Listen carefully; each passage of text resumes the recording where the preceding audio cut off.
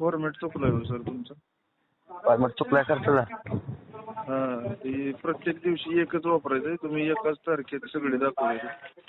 पण त्या फॉर्मॅटच्या दिवशी तर फॉर्मॅट तिथं त्याच्यावर लिहिलं नाही की 30 दिवसाचा निकाल लागला तर 30 दिवसानंतर 30 दिवसाच्या आपण द्यायचं म्हणून. नाही नाही तुमचा फॉर्मॅट चुकलाय म्हणतोय हो मी. तुम्ही दिलाय खर्च. हा पण तुम्ही चेक करून घेता तर मग त्यावेळेस म्हणले ना ओके बरोबर आहे म्हणले चालतंय म्हणले. आता मी 16 तारखेपासूनचा खर्च दिलाय मी. 16 तारखेपासून ते म्हणजे 16 जानेवारीपासून 6 फेब्रुवारीपर्यंत रोजची बिल तुम्ही मला तिथे जोडलीत ओरिजिनल. एक झेरॉक्स सेट दिलाय. प्रत्येक दिवसाला एक पान वापरायचं. तुम्ही एकाच पानामध्ये अनेक तारखा टाकलेल्या आहेत.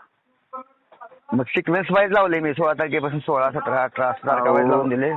हो तुमचं बरोबर आहे. ऐका की तुम्ही जे नमुना भरून दिलाय ना तो एका तारखेला एक नमुना वापरायचा आहे. 16 तारखेचा वेगळा, 17 तारखेचा वेगळा. बरोबर. आणि मग मी त्या दिवशी साहेबांनी मला तेच सांगितलं तुम्ही जे म्हणताय ना ते सांगितलं. तर साहेबांना म्हणलं मी बंच खूप मोठा होऊन जाईल तो.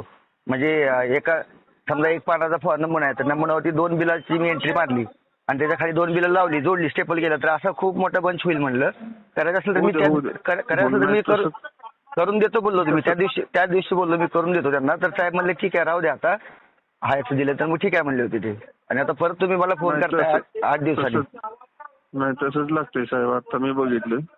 बर मग तुम्ही त्या दिवशी वेळ मिळाल तर उद्या परवा येऊन जावा. आता मी पुण्यामध्ये आहे साहेब. आता तेवढ्यासाठी मला पुण्यातून तिकडे यावं लागणार आहे. सोमवार मंगळवार मध्ये वगैरे.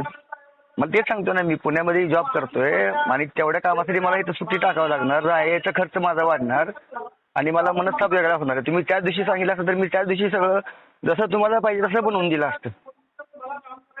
आणि तुम्ही त्या दिवशी घेतला तर ऍक्सेप्ट केलं आणि परत तुम्ही मला बोलवताय परत. हे बरोबर नाही ना.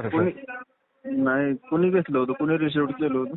ती बाईकडे पोच आहे ना त्या साहेबांचं मॅडमचं कारंडे मॅडम आहेत ना. बरं त्या कारंडे मॅडम विचारतो.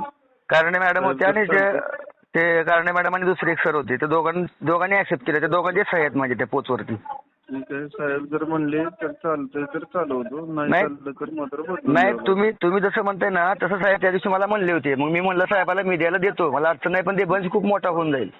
मग ते म्हणले ठीक आहे मग असं दिलं तर ठीक आहे म्हणले.